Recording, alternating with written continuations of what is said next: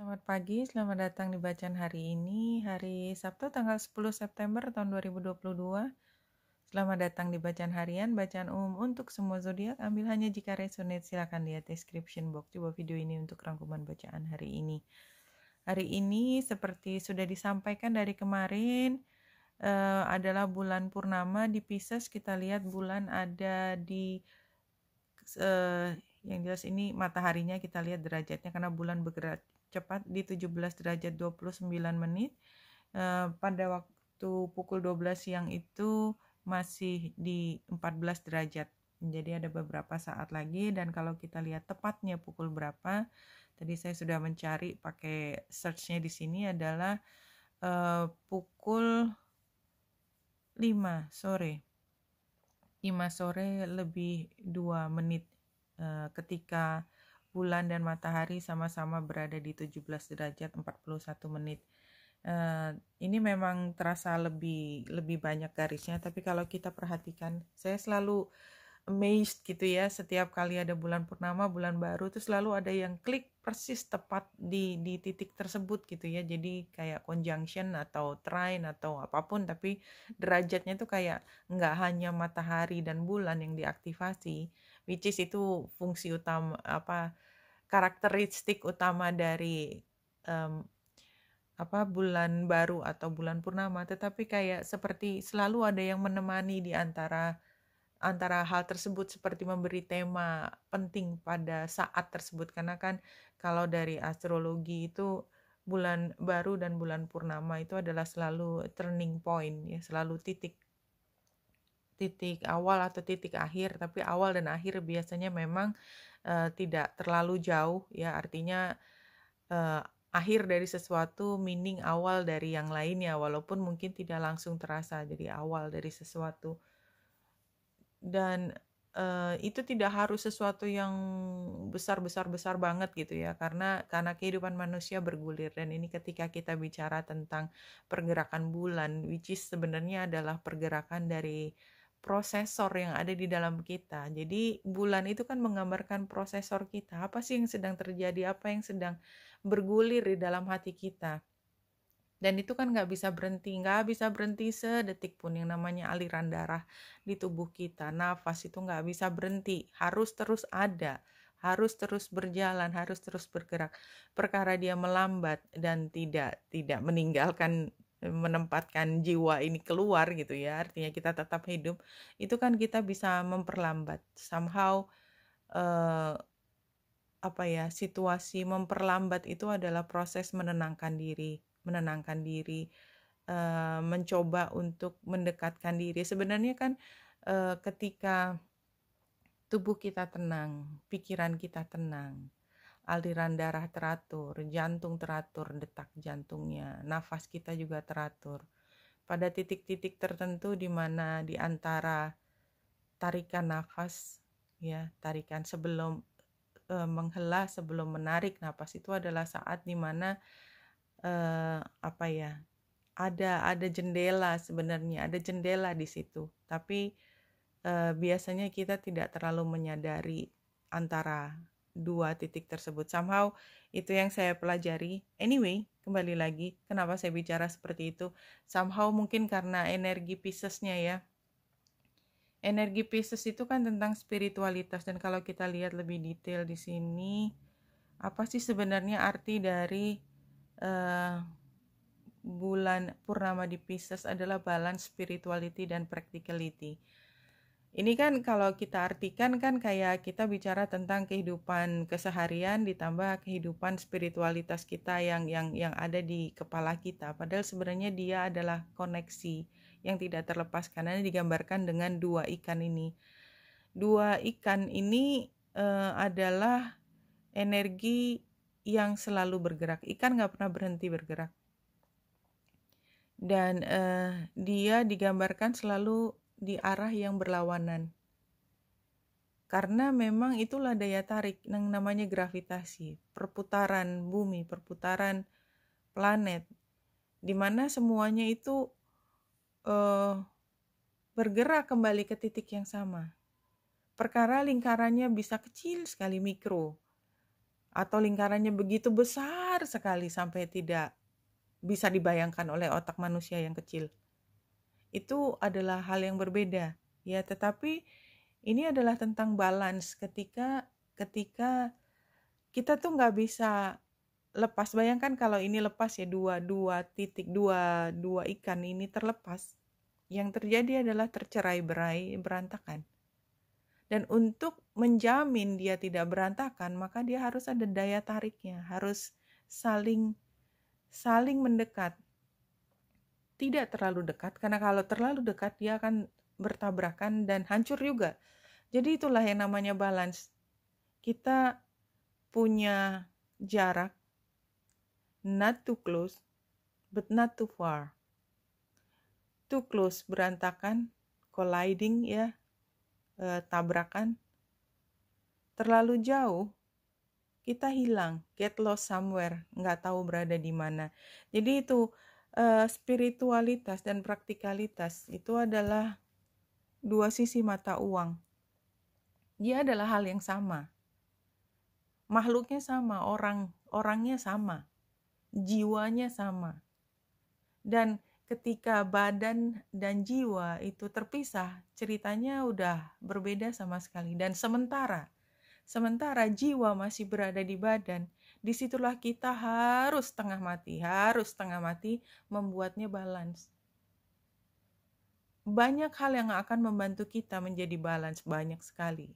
Dan kita apa sih, bayi yang baru lahir aja harus balance. Dan untuk bayi itu bisa balance, makan cukup, bisa tidur, tidak keberisikan, itu kan ada yang membantu, selalu ada yang membantu. Selalu ada malaikat tanpa sayap yang diberikan kepada bayi tersebut, ibunya atau apapun, bahkan bayi yang unfortunate ya, kalau dia meant to live ya, memang harus hidup, maka akan dikirimkan malaikat, tanda petik, siapapun yang akan membantu dia. Mungkin kehidupannya tidak sebahagia kebanyakan bayi yang lahir di keluarga yang aman, tentram, dan damai, tapi tetap dipastikan dia hidup. Karena apa? Karena dia punya misi sendiri, punya misi untuk dilakukan nanti ketika dia dewasa. Dia akan mengambil peran di dalam dunia ini. Semuanya udah teratur, semuanya sudah ada balance-nya. Dan dia barangkali juga punya karma, punya tujuan hidup, punya kesempatan untuk melakukan dharma kemudian hari dengan semua karakter yang diberikan kepada dia. Karakter apa? Karakter yang dibawa sebagai fisik, practicality, perempuan laki, kaya, miskin, kurus, gemuk, cantik, tidak terlalu menonjol. Apapun yang menjadi karakter dia sebagai manusia, itu kan membawa dia berjalan di tempatnya sendiri. Seseorang yang lahir dengan kemampuan intelektual yang sangat tinggi, seseorang yang lahir dengan kemampuan fisik yang sangat luar biasa, seseorang yang lahir dengan keindahan fisiknya, seseorang yang lahir dengan kebutuhannya yang khusus, dengan keistimewaannya, semua membawa dia pada jalan cerita yang sangat unik juga. Itulah antara spiritualitas dan praktikalitas. Dan ketika seseorang memiliki karakter tertentu, kita lihat betapa kita dengan saudara kita berbeda. Kita dan saudara kita punya jalan yang berbeda. Itu semua membawa cerita untuk hidup masing-masing, dan masing-masing bertanggung jawab atas dirinya sendiri dalam rangka mencapai apa yang diinginkan. Dan kalau kita tidak berada di dalam situasi yang balance, maka kita bisa paham kita butuh bantuan pihak lain untuk membuat kita menjadi lebih balance dan bisa memainkan peran yang memang diberikan pada masing-masing individu. I don't know why, kenapa saya bicara panjang lebar di sini, tapi kita lihat ini, saya belum sempat baca juga. Have you been so head in the clouds that you have lost touch with reality? Seperti tadi saya ngomong nggak tahu jelas gimana, ya kayak kita lepas dari realitas. Tapi kalau saya rasakan memang beberapa hari ini saya seperti sukar sekali untuk konsentrasi. Barangkali juga energi ini sudah mulai bekerja.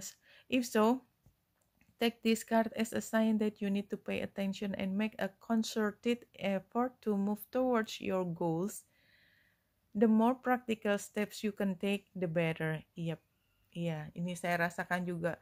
Jadi beberapa hari ini sebenarnya saya paham saya harus lakukan 1, 2, 3, 4. Tapi entah kenapa pikiran saya entah kemana, saya ingin daydream. Saya ingin menyelami satu hal gitu ya. Tetapi ya somehow karena ada yang membantu juga ya, teman-teman mengingatkan, ini tugas kamu belum diselesaikan. Untungnya bisa kembali.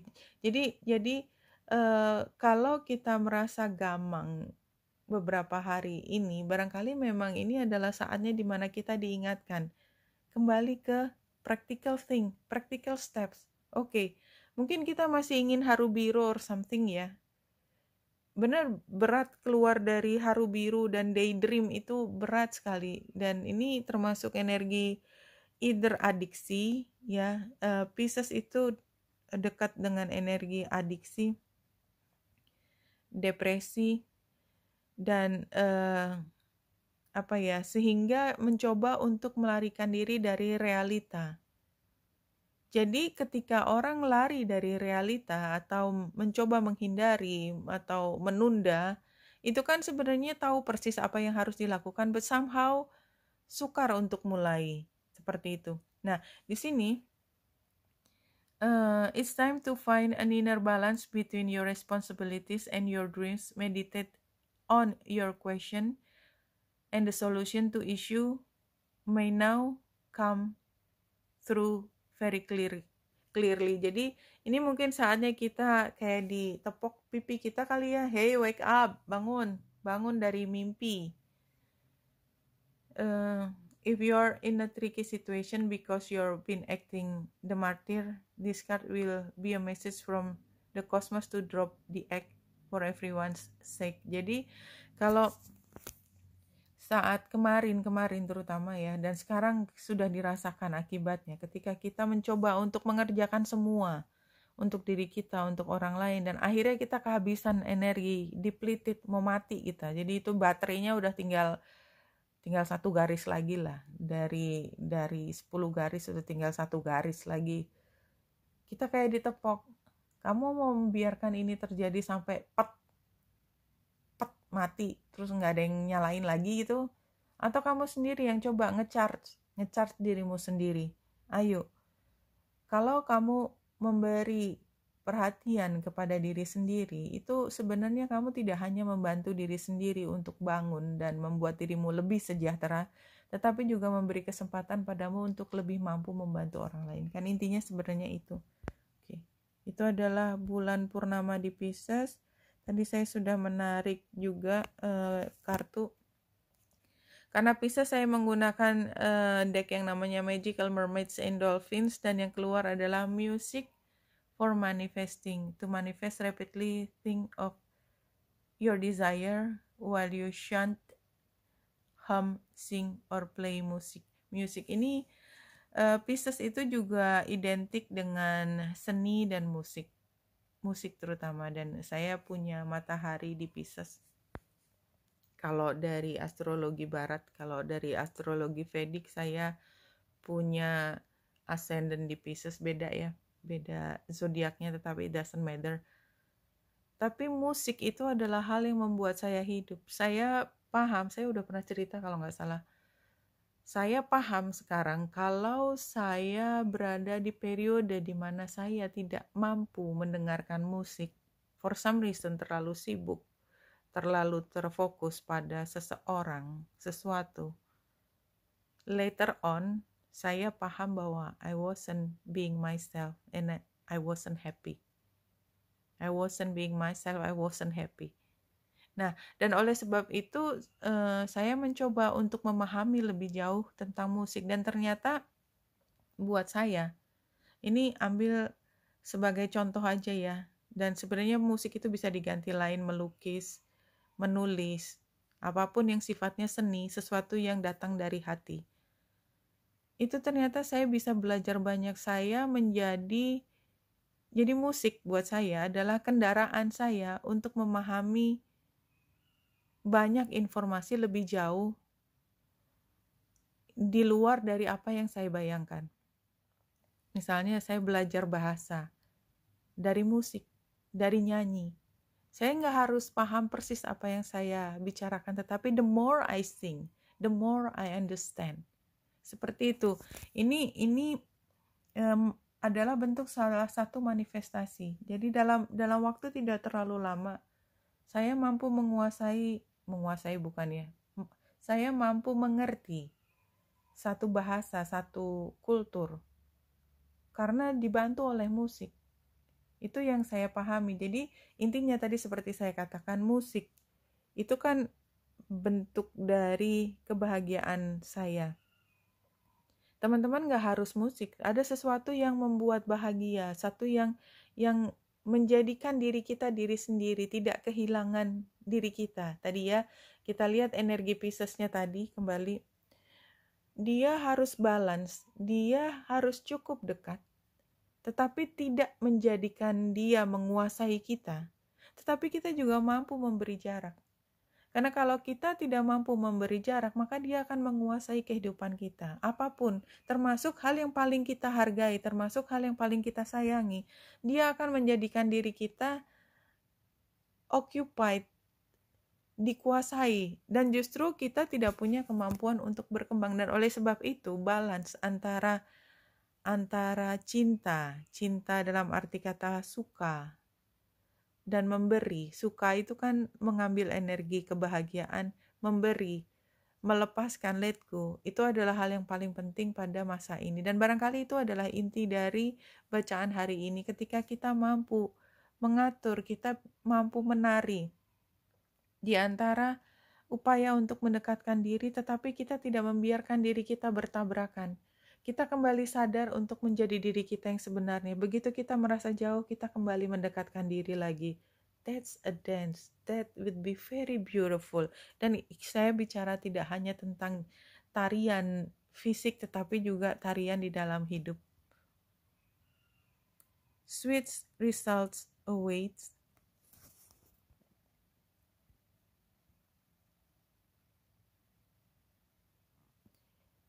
If you are willing to get your ego out of the way and immerse yourself in the connected energy of all things. Iya, jadi ini kembali lagi, apa sih yang namanya sweet results away? Ketika kita bisa melepaskan diri dari ego, sehingga kita mampu terkoneksi dengan apapun energi yang indah di sekitar kita. Immerse, floating, menjadi bagian dari energi yang lebih besar. Let go. Tension di dalam tubuh kita itu membuat kita menjadi kuat tentu. Tension itu membuat kita kuat, tetapi ada saatnya di mana kita perlu untuk let go.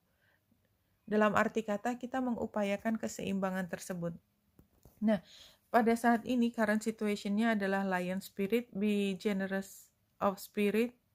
A healthy ego means you are is God's order instead of aging God out. Jadi embrace istilahnya kita menyatukan diri. Dan ini semua adalah tentang ego ya. Ketika kita let go, ego kita tidak kedepankan dan kita menjadi pemimpin, stage spirit, take the lead. You may find yourself suddenly called to step up to the front of your life. Jadi ketika kita diberi tanggung jawab menjadi pemimpin, itu kita perlu untuk ready, siap. Karena kalau kita tidak siap, maka kita masih mengedepankan ego, maka kita menjadi pemimpin yang egois, yang galak dan hanya mementingkan diri sendiri, mementingkan visinya sendiri tanpa mampu melihat kepentingan yang lebih luas. Ketika kita menjadi pemimpin yang belum siap, maka kita akan merasa sangat tersinggung jika ada orang lain yang mengatakan hal yang berbeda dengan pikiran kita. Ketika kita belum siap menjadi pemimpin, maka kita akan merasa kita punya hak lebih besar daripada yang lain untuk meraup kenikmatan, kenyamanan hidup. Dan itu bukan ciri-ciri pemimpin yang akan berhasil di ujungnya. Berhasil meraup kebahagiaan pada periode tertentu, iya. Tetapi apa yang ditinggalkan kemudian jauh lebih banyak damage-nya daripada good-nya. Kayaknya seperti itu yang ingin disampaikan.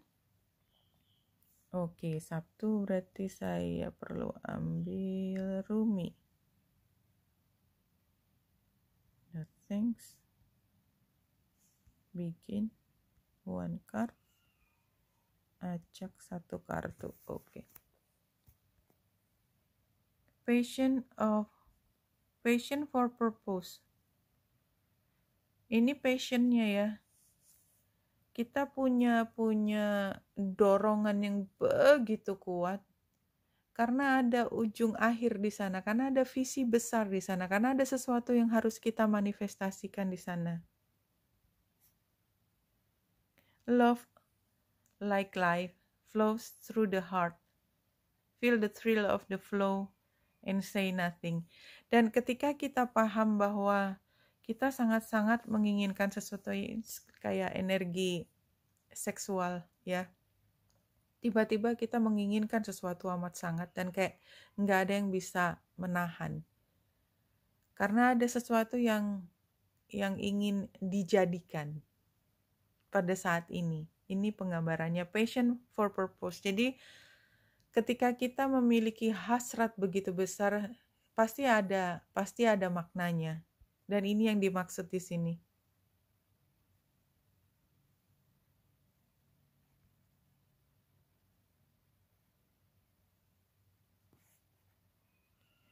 Kembali ke balance dan passion. Saya sebenarnya belum menemukan hubungannya. Anyway, nanti kita kembali ke situ. Ini kemarin sama tempatnya, tetapi kemarin terbalik. Anyway, kita lihat di belakang.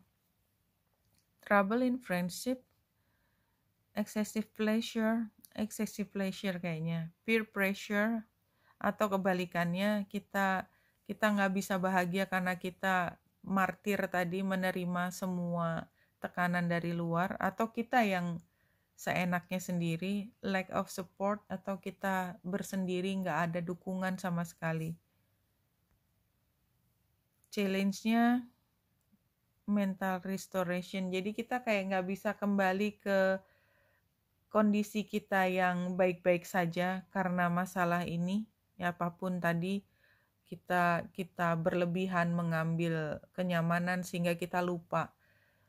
Jadi kita jadi cengeng gitu loh. Kalau kita biasa manja ya, semua dikasih, semua harus dilayani gitu ya. Begitu hilang salah satu dikit yang harusnya buat orang biasa aja kali ya, suruh masak sendiri biasa aja kali, ini kayaknya jadi pengen menyalahkan gitu. Ini kamu nggak datang sih, jadi aku nggak bisa makan deh. Kayak nggak ada cara lain gitu untuk makan gitu kecuali dia harus masakin gitu kan. Itu kan contohnya salah satu bahwa kadang-kadang kita menuntut seseorang untuk melakukan sesuatu yang kayaknya kita sebenarnya bisa mengerjakan sendiri, kita punya kemampuan mandiri, but somehow karena we are so spoiled gitu ya, manja banget, menuntut banget, nggak bisa berterima kasih, kayak dunia kita menjadi penuh penderitaan, padahal kita dilingkupi oleh semua hal, semua keberuntungan di dunia. Itu sering kan kita ketemu ketika kita mendengarkan orang mengomeli sesuatu yang buat kita, ya ampun, itu dari awal juga udah keberuntungan, kenapa keberuntungan itu menjadi kutukan yang menjadikan dia alasan untuk menjadi menderita, something like that, no? Atau itu tadi yang manja banget, atau peer pressure, terlalu humble, terlalu rendah diri. Orang nyuruh apa dikerjain aja, padahal sebenarnya udah lewat batas. Di mana kemampuan kita untuk menarik garis antara, ini hidup gue, kenapa kamu yang ngatur? Itu tanggung jawab kamu sebagai manusia, kenapa tanggung jawab saya untuk membuat kamu happy? Hello gitu ya. Ini hidup kamu, kenapa jadi harus aku yang memastikan kamu bahagia? Karena aku mau ngapain aja kalau kamunya sendiri nggak bisa happy dari dalam, ya kamu nggak pernah happy loh. Kenapa kamu yang nyalahin saya? Seperti itu ya, something like that. Dan ini kita setelah situasi tersebut, kita seperti tidak mampu mengembalikan diri kita menjadi baik-baik saja. Kita masih berpikir bahwa seseorang itu tidak memberi cukup pada kita. Padahal salahnya dia adalah karena dia dari pertama udah memberi gitu loh. Atau kita tidak bisa mengembalikan diri, kita merasa rugi, kita merasa digunakan ya, wah habis-habisan. Karena sebenarnya dari awal kita sudah tahu harus mengatakan tidak, tapi kita tidak katakan tidak. Karena apa? Karena kita terlalu butuh untuk mendapatkan approval, something like that. Advice-nya adalah, I don't know why, kenapa advice-nya begini.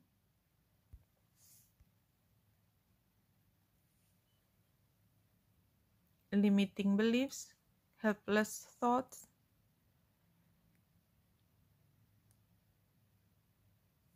Really don't know.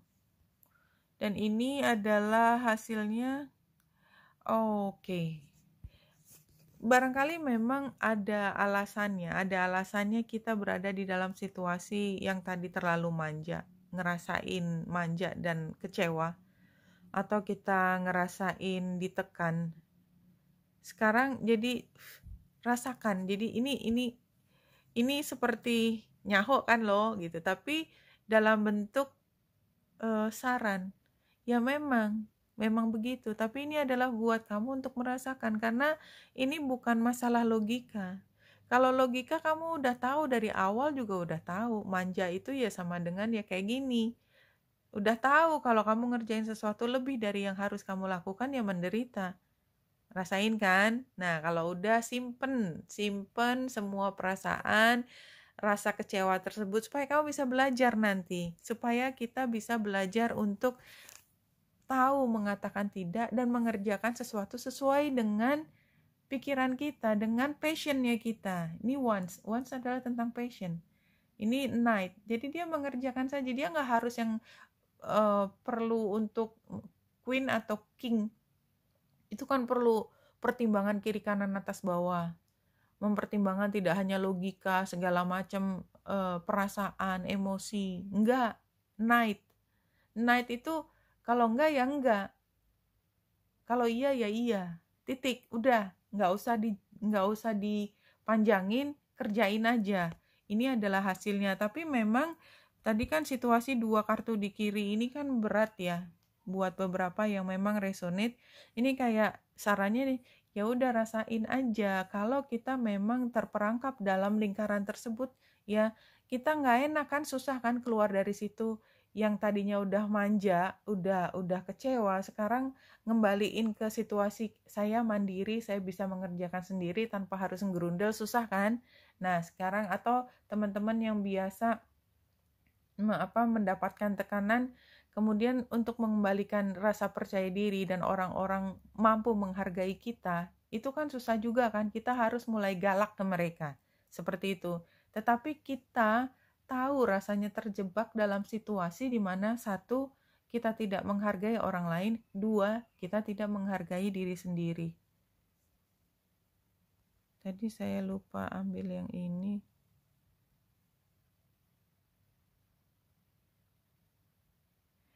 Kalau di sini penggambarannya sih, kita punya kemampuan tersebut, kita menghadapi masalah, dan kita mampu mencapai apa yang kita inginkan. Simple. Jangan didramatisir.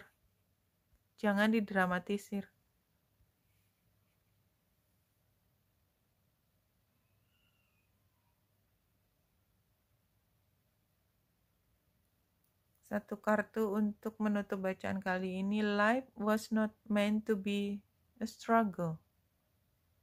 Life was not meant to be a war of right versus wrong. Life was meant to be fun. So enjoy it.